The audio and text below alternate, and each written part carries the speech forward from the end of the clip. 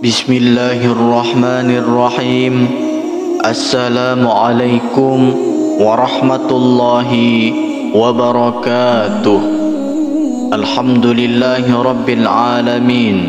Allahumma salli ala sayyidina Muhammad wa ala ali sayyidina Muhammad. Amma ba'du. Sahabat beriman yang dirahmati Allah, ziarah kubur adalah mengunjungi kuburan dengan bermaksud untuk mengambil pelajaran terkait dengan kematian dan kehidupan di akhirat, serta mendoakan mayit agar dosa-dosanya diampuni oleh Allah Subhanahu wa ta'ala. Tahukah Anda, ternyata pada masa awal Islam, Rasulullah SAW melarang umat Islam untuk melaksanakan ziarah kubur. Hal ini dimaksudkan untuk menjaga akidah umat Islam, di mana pada saat itu Rasulullah SAW merasa khawatir jika ziarah kubur diperbolehkan, sebab umat Islam yang masih lemah akidahnya akan percaya dan menjadi penyembah kuburan. Setelah kita umat Islam keluar dan tidak ada kekhawatiran untuk berbuat syirik, maka Rasulullah SAW memperbolehkan para sahabatnya untuk berziarah kubur, karena ziarah kubur itu akan membuat orang yang hidup untuk selalu mengingat pada kematian, memotivasi untuk semangat dalam beribadah, sebagaimana yang diriwayatkan dalam hadis yang mahfumnya, sesungguhnya aku dulu telah melarang kalian berziarah kubur, maka sekarang ziarahlah, karena akan bisa mengingatkan kepada akhirat dan akan menambah kebaikan bagi kalian dengan menziarahinya. Barang siapa ingin berziarah, maka lakukanlah dengan jangan kalian mengatakan ucapan-ucapan batil. Hadis riwayat Imam Muslim. Sahabat beriman yang dirahmati Allah, pada kesempatan kali ini kita akan membahas hal penting dari adab yang perlu diperhatikan saat berziarah kubur. Mengucapkan salam kepada penghuni kubur. Silahkan simak penjelasan video ini hingga akhir, agar para sahabat bisa memahami dan dapat mencerna apa isi yang terkandung dalam video ini, supaya tidak gagal paham. Dan semoga para sahabat yang sudah menyimak video ini hingga akhir, kami doakan semoga Allah Subhanahu wa ta'ala balas dengan kebaikan, dilancarkan rezekinya terus menerus seperti air mengalir yang tak henti, diberikan kesehatan dan dimudahkan segala urusannya, baik di dunia maupun di akhirat kelak. Amin ya rabbal alamin. Adab atau sunnah yang pertama yang harus dilakukan dalam berziarah kubur adalah mengucapkan salam kepada ahli kubur. Ucapan salam ini dilakukan sebagai bentuk penghormatan dan doa yang disampaikan oleh orang yang melakukan ziarah kepada mereka yang telah meninggal. Anjuran mengucapkan salam ini hendaknya dilakukan saat memasuki kawasan kuburan atau hanya sekedar lewat di area perkuburan. Adapun ucapan salam ini sebagaimana termaktub dalam sebuah hadis, Assalamualaikum ahlad diyari minal mu'minina wal muslimina wa inna insya'allahu bikum lahikun as'alullaha lana walakumul afiyah, yang artinya keselamatan kepada penghuni kubur dari kaum mukminin dan muslimin. Kami insyaallah akan menyusul kalian semua. Aku memohon keselamatan kepada Allah untuk kami dan kalian semua. Hadis riwayat Imam Muslim. Adab yang kedua yaitu tidak menggunakan sandal atau alas kaki. Di kuburan ada dalam berziarah kubur selanjutnya adalah disunnahkan untuk tidak memakai alas kaki saat berjalan di atas kuburan.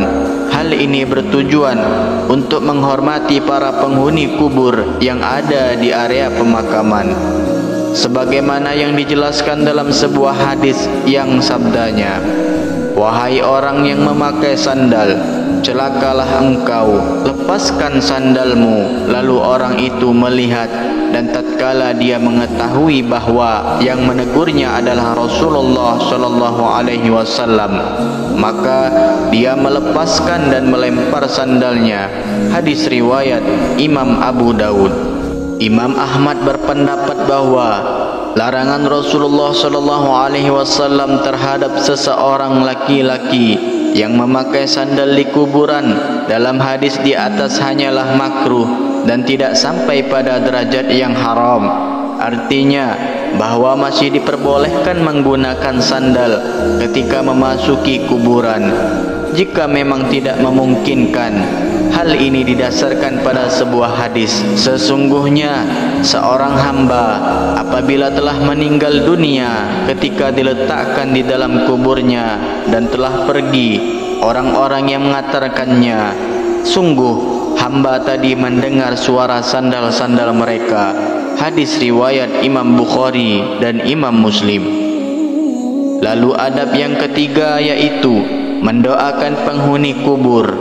Berziarah berarti mengunjungi ahli kubur yang sudah meninggal. Salah satu hal yang diberikan kepada ahli kubur yang sudah meninggal adalah doa kita untuk mereka, karena sesungguhnya tidak ada yang tidak saling diinginkan oleh ahli kubur selain kiriman doa dan amal kebaikan yang kita hadiahkan untuk mereka. Hal ini sebagaimana dijelaskan dalam sebuah hadis, seorang mayat dalam kuburnya seperti orang yang tenggelam yang sedang meminta pertolongan. Dia menanti-nanti doa ayah, ibu, anak dan kawan-kawan. Apabila doa itu sampai kepadanya, maka itu lebih ia sukai daripada dunia beserta isinya. Dan sesungguhnya Allah menyampaikan doa penghuni dunia untuk ahli kubur sebesar gunung. Adapun hadiah orang-orang yang hidup kepada orang-orang yang mati ialah memohon istighfar kepada Allah Subhanahu wa taala untuk mereka dan bersedekah atas nama mereka. Hadis riwayat Ad-Dailami. Lalu yang keempat adalah tidak menduduki atau melangkahi kuburan. Adab lain yang perlu diperhatikan dalam melakukan ziarah kubur adalah tidak menduduki atau melangkahi kuburan. Adapun yang diperbolehkan adalah dengan berjalan di samping atau di antara pusara-pusara kubur. Orang-orang yang melakukan larangan di atas diibaratkan seperti mereka yang duduk di atas bara api. Hal ini sebagaimana dijelaskan dalam sebuah hadis, sesungguhnya jika salah seorang dari kalian duduk di atas bara api sehingga membakar bajunya dan menembus kulitnya, itu lebih baik daripada duduk di atas kuburan. Hadis riwayat Imam Muslim. Lalu adab yang kelima adalah menyiramkan air di atas kuburan.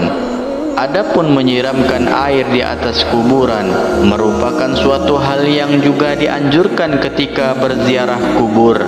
Hal ini telah menjadi kebiasaan di masyarakat muslim saat ini. Kebiasaan ini bukan tanpa landasan hukum. Melakukan hal ini adalah sunnah karena Rasulullah sallallahu alaihi wasallam pernah melakukan pada saat putranya yang bernama Ibrahim meninggal dunia.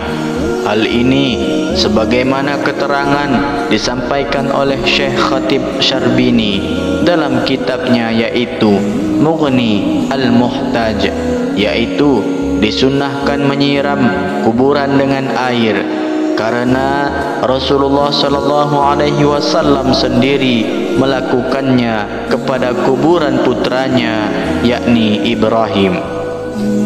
Selain itu, tindakan ini merupakan pengharapan agar kondisi mayat tetap dingin dan mendapatkan limpahan rahmat, serta untuk menjaga tanah agar tidak bertaburan. Anjuran menyirami air di atas kuburan ini juga dijelaskan dalam sebuah riwayat dari sahabat Jabir radhiyallahu anhu. Ia berkata, kuburan Nabi Muhammad sallallahu alaihi wasallam disiram dengan air yang dimulai dari arah kepala sampai kedua kaki Nabi, dan orang yang melakukannya itu adalah Bilal bin Rabah. Hadis riwayat Imam Baihaqi. Namun tahukah Anda, ada hal yang tidak kalah penting untuk kita ketahui, di mana masih banyak pemahaman yang salah di masyarakat mengenai bersih-bersih kuburan. Abu Bakar Utsman bin Muhammad, ahli waris keluarga, ataupun orang lain mengambil atau mencabut rumput-rumput dan tanaman-tanaman bunga yang masih belum kering yang tumbuh di atas kubur. Alasannya dikarenakan rumput yang tumbuh di atas kuburan itu senantiasa berzikir meminta ampun untuk mayit yang ada di dalam kubur tersebut, sehingga hal itu akan dapat meringankan siksa kuburnya, dan karena itulah mayit bisa tenang, dan ini merupakan hak bagi mayit. Namun jika rumput sangat banyak semisalnya sampai menutupi kuburannya, maka merapihkannya untuk tujuan perawatan itu tidak masalah.